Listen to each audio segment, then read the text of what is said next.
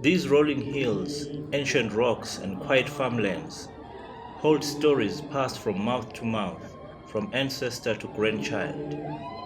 They are not written first in books, they are sung in songs, hidden in the names of rivers and mountains, spoken in poems, and carried in the breath of oral history. Before the historians wrote it down, the land itself, the people, and their songs remembered. Here, history is a living thread, woven through generations. Our ancestors sang of this land, the land of spears that our king gave us. A land earned through courage, defended through sacrifice. This is not just history, it is inheritance, the legacy of the Cebekulu people, descendants of warriors, leaders, and cattle headers. This is their story.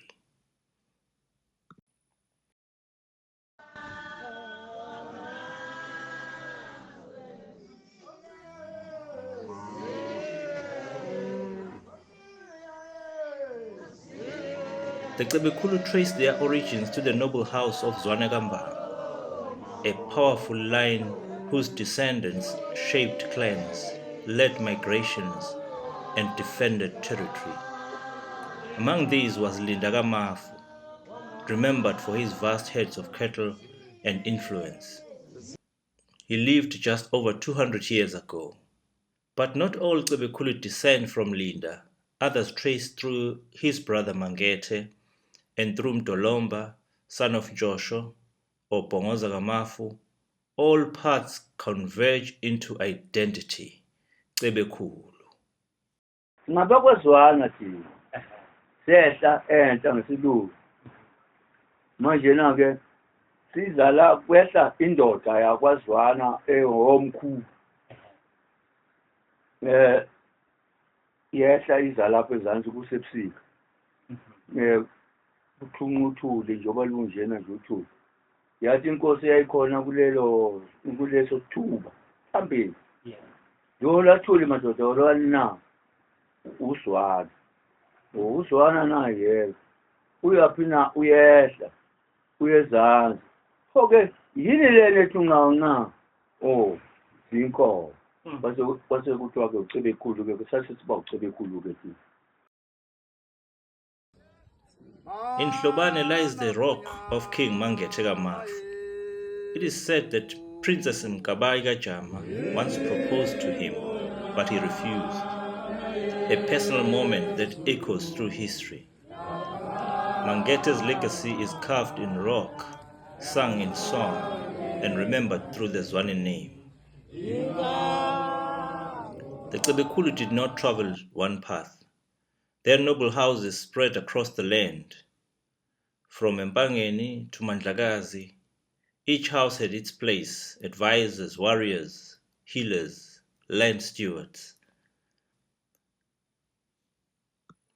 Among them was Mkomoyi Kapopo, Kaskuto Kalinda, a fierce warrior of the Izimpohlo regiments under King Shaka. His son, Digika Mkomoyi, died resisting colonial taxation during the Bambata Rebellion.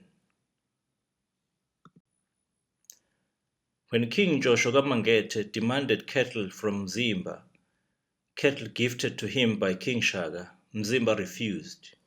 These cattle are mine, he said, not inheritance. This moment of resistance is immortalized in the song Ezagiti Lezonkomo. Mzimba left Hlobane. Shaka gave him new land between Tugela and Gingindlovu, which he named Mangete. There he married a lady from Mpukunyoni. His wife was Ntwentle of the Mataba clan, who gave birth to Mavumengwana and Bizo. He was born of royal blood. He was a descendant of Amangwe kings. Mzimba Kakopo was a fierce warrior.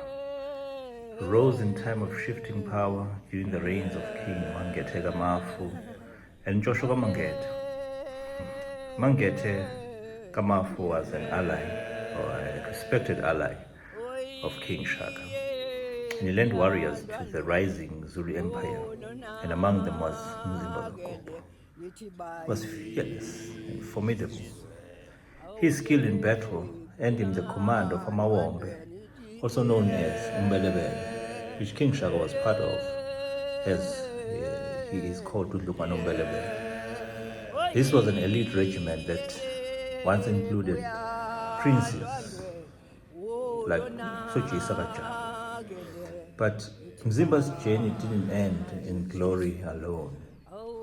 After a bitter dispute with King Joshua Kamangete over cattle that was gifted to him by King Shaka, he broke away and founding Mangete in the modern-day Mandeni and planting the seeds of a powerful lineage that will shape lands in Mbangeni. Umayinga nombe doyini intaba zendiyana ngokwendela impehla yabo nomaqhakazi kwayikwendela ihlobana nezimini intaba ezinamanqonqo njengabantu intaba ziyakwentula ukuxholana intaba ezingamaduna ngithi kwaZulu into ayahlala umhlawuva wakhothama isikhovu maye ngesikhathi yisi yenanela ngobasenele umhlaba amaduqhuzayo uGiliqane kwethu lwathi ahlaba uzide kalanga wasehlaba idulu kathi ngosoboswana wayeseqindlela indaba ezafika nqa uhlukwana wasembelebeleni tselela ndamkhondo umzimba ovembesangweni ngejozi umzimba odabule izincwa ngizilikazi kamashobane badla insonyama badla isibindi. Not all followed. Kungakashishi served King Pande at KwaNodwengu as an induna, and he was settled in Mandlakazi. Gobeni Kamthangala's house split. Some joined Prince Mbuyazi, crossing to Tukela after the defeat. And Pongoza, the spy, used names like Biela and Ngongoma.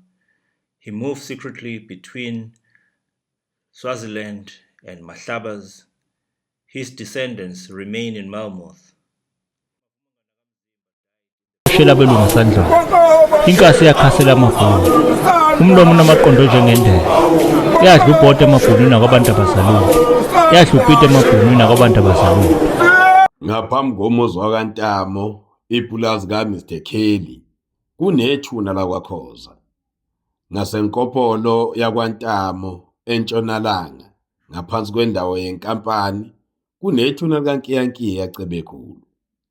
Ukususwa kokuqala kwesizwe kwasukwensisi lazoma ngomfula ukhula kwabe sekuthenjiswa abantu ukuthi abasayi kuphazanyiswa esakhiweni esiyisikomu yinxiwa lapho inqaba yembuke yathathela khona isihlalo sobukhosi. Ngo-1928 isizwe saphinde sasuswa okhula kunwetsha indawo ekamoba.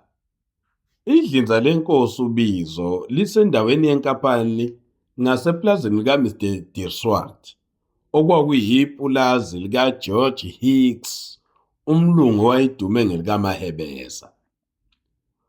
Umnumzana T.C. Wilson umashaya ingqungqulu umnini wokuqala wepulazi laseMeveni ngemuva kwenkampani.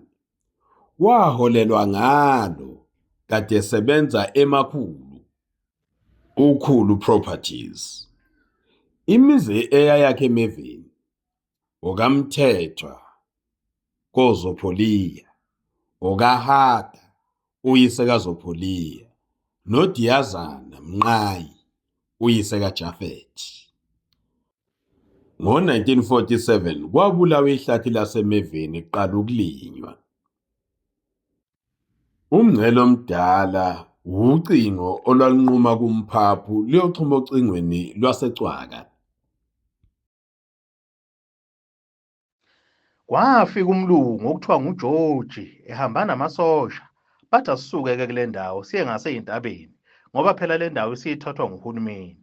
Ngaleso sikhathi-ke ngangakhe ngasesikomu kwamanyonyoba babefike-ke basinika amajazi nebhodwe kuthi uyahamba kahle ndoda. Nebala-ke sasuka sayokwakha enqutshini yenseleni.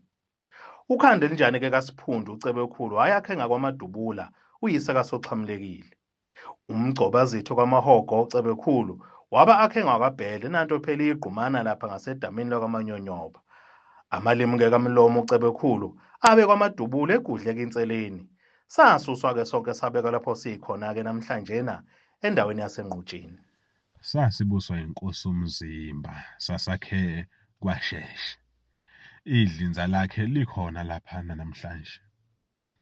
Indawo isuka eNtsizi, inqamula kwaMpandlana esiteshini sesitimela, idlule eGalufini, idlule kwaLokweni ngenyakatho laligcina ngenseleni.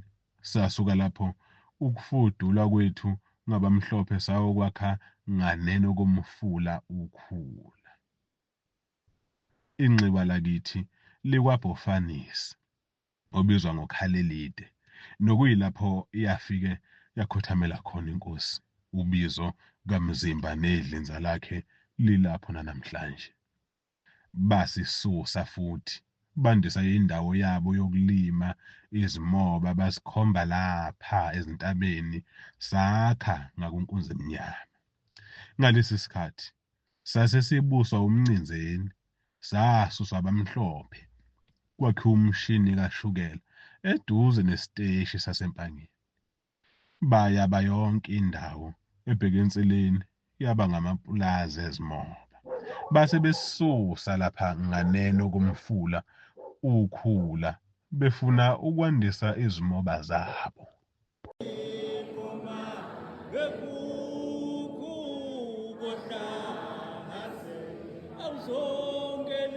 Icebekulu thrive on the land, now known as Wilton Park, Eddington Park, Dover. Farm lots number 191 to 195.